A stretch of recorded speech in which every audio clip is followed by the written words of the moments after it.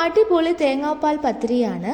ബ്രേക്ക്ഫാസ്റ്റിനായിരുന്നാലും ഡിന്നറിനായിരുന്നാലും tasty ആയിട്ട് പെട്ടെന്ന് ഉണ്ടാക്കാൻ പറ്റുന്ന ഒരു അടിപൊളി തേങ്ങാപ്പാൽ പത്തിരി. ഈ റെസിപ്പി ഞാൻ ആദ്യമായിട്ടാണ് ട്രൈ ചെയ്ത് നോക്കുന്നത്. അപ്പോൾ ഞാനിത് എങ്ങനെയാണ് ചെയ്തതെന്ന് നോക്കിയാലോ? അതിനു മുമ്പ് എൻ്റെ ചാനൽ നിങ്ങൾ ആദ്യമായിട്ടാണ് കാണുന്നുണ്ടെങ്കിൽ സബ്സ്ക്രൈബ് ചെയ്യാൻ മറക്കല്ലേ. തേങ്ങാപ്പാൽ പത്തിരി ഉണ്ടാക്കുവാൻ ആദ്യം 1 കപ്പ് വറുത്ത അരിപ്പൊടി ഇട്ട് കൊടുക്കുക. 1 കപ്പ് അരിപ്പൊടിക്ക് 1/2 കപ്പ് റവ എന്ന മെഷർമെൻറ്റിൽ വേണം എടുക്കാൻ. ഞാനിവിടെ 1 കപ്പ് അരിപ്പൊടിക്ക് 1/2 കപ്പ് റവയും ഇട്ട് കൊടുത്തു. ഇനി ഇതിലേക്ക് 1/2 സ്പൂൺ ഉപ്പും ചേർത്ത് നന്നായി ഒന്ന് മിക്സാക്കി എടുക്കുക. സ്പൂണ് കൊണ്ടോ തവി കൊണ്ടോ ഒന്ന് മാവും ഈ 2 മാവും നന്നായിട്ടൊന്ന് മിക്സാക്കി കൊടുക്കുക. നന്നായി മിക്സാക്കി കൊടുത്ത ശേഷം ഇതിലേക്ക് തിളച്ച ചൂടുവെള്ളം ഒഴിച്ച് ഒന്ന് കുഴച്ചെടുക്കണം. സാധാരണ പത്തിരി ഉണ്ടാക്കുന്ന പോലെ അത്രയ്ക്ക് കുഴച്ചെടുക്കേണ്ട ആവശ്യമില്ല. ചെറുതായിട്ടൊന്ന് കൈ കൊണ്ട് കുഴച്ചെടുത്താൽ മതിയാകും. കുറച്ച് വെള്ളം ഒഴിച്ച് വേണം ഇത് കുഴച്ചെടുക്കാൻ. വെള്ളം കൂടി പോകാൻ പാടില്ല.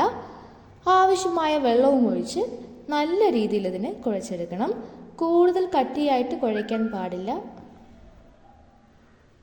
ഈ ഒരു രീതിയിൽ മാവിനെ കുഴച്ചെടുക്കണം. ഇതിനെ ചെറിയ ഉരുളകളാക്കി ഉരുട്ടിയെടുത്ത് മാറ്റി വയ്ക്കാവുന്നതാണ്. ഇനി ഇത് നന്നായി പരത്തിയെടുക്കാവുന്നതാണ്. പത്തിരി പരത്തുന്ന അച്ചുണ്ടെങ്കിൽ അതിലും, ചപ്പാത്തി പരത്തുന്ന രീതിയിലാണെങ്കിൽ അരിമാവ് തൂക്കി പരത്തിയെടുക്കാവുന്നതുമാണ്. ഒരു പാത്രത്തിൽ എണ്ണ ഒഴിച്ച് ചൂടാകുമ്പോൾ അതിലേക്ക് പരത്തി വച്ചിരിക്കുന്ന പത്തിരി ഓരോന്നായി പൊരിച്ചെടുക്കാവുന്നതാണ്. പത്തിരി എത്ര നൈസായിട്ട് പരത്തുന്നോ അത്രയും നല്ല രീതിയിൽ കിട്ടുന്നതായിരിക്കും. അങ്ങനെ ഞാനിവിടെ ഓരോന്നായി തയ്യാറാക്കിയെടുത്തു. ഈ പത്തിരിയുടെ കൂടെ തേങ്ങാപ്പാൽ കൂട്ടി കഴിക്കുന്നത് കൊണ്ടാണ് ഇതിനെ തേങ്ങാപ്പാൽ പത്തിരി എന്ന് പറയുന്നത്. അങ്ങനെ നമ്മുടെ തേങ്ങാപ്പാൽ പത്തിരി ഇവിടെ റെഡിയായി കഴിഞ്ഞിരിക്കുകയാണ്. തേങ്ങാപ്പാൽ ഉണ്ടാക്കുമ്പോൾ കുറച്ച് പഞ്ചസാരയും കൂടി ചേർത്ത് ഈ പത്തിരി കഴിച്ചാൽ അടിപൊളി ടേസ്റ്റ് ആയിരിക്കും. അപ്പോൾ ഉറപ്പായിട്ടും നിങ്ങൾ ഇങ്ങനെ ഒന്ന് ട്രൈ ചെയ്ത് നോക്കണം. തീർച്ചയായിട്ടും എല്ലാവർക്കും ഇഷ്ടമാകും.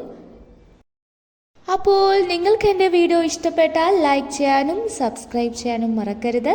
അടുത്തൊരു പുതിയ വീഡിയോ ആയിട്ട് ഞാൻ ഇനിയും വരുന്നതായിരിക്കും. Okay, by.